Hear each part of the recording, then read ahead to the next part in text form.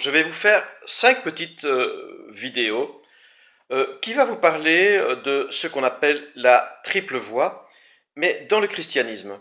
En fait, la triple voie est assez connue dans ce qu'on nomme le bouddhisme, où effectivement l'octuple sentier se divise en 3 parties.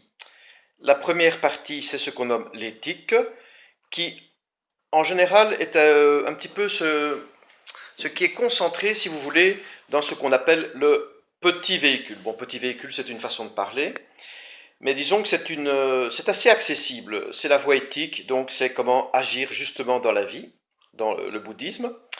La deuxième partie concerne plus le grand véhicule, où l'objectif est une certaine pacification du mental, du corps émotionnel, par 2 types de méditation. Il y a la méditation pure, telle qu'on peut le connaître dans le Zen ou dans l'école Kajupa. Et puis il y a la méditation qu'on appelle analytique, que je ne vais pas vous expliquer maintenant. Voilà. Là, le but souvent, c'est de devenir ce qu'on appelle un bodhisattva. D'accord? Dans la première partie, la partie éthique, on veut devenir ce qu'on appelle un arhat, un saint. C'est une démarche plus individuelle. Dans le grand véhicule, on essaye, si vous voulez, d'arriver à une démarche où on aime les autres.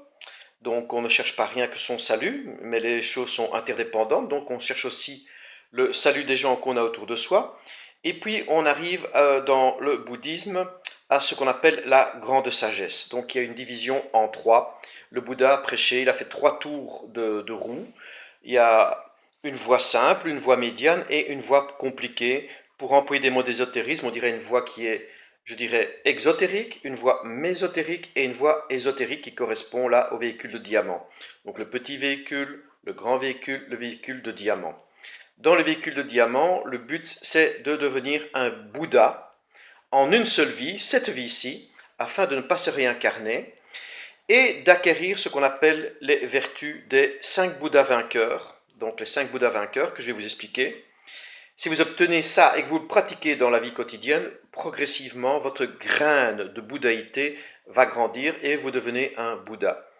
Quels sont ces 5 Bouddhas? C'est la compassion, l'amour. Hein. Donc la compassion, c'est une sorte d'empathie, hein, de comprendre un peu la souffrance des autres et tout ça. C'est l'amour, hein, pour tout le monde, hein, un amour universel. C'est la joie, c'est très très important. Et c'est une certaine stabilité d'humeur, ce qu'on appelle l'équanimité.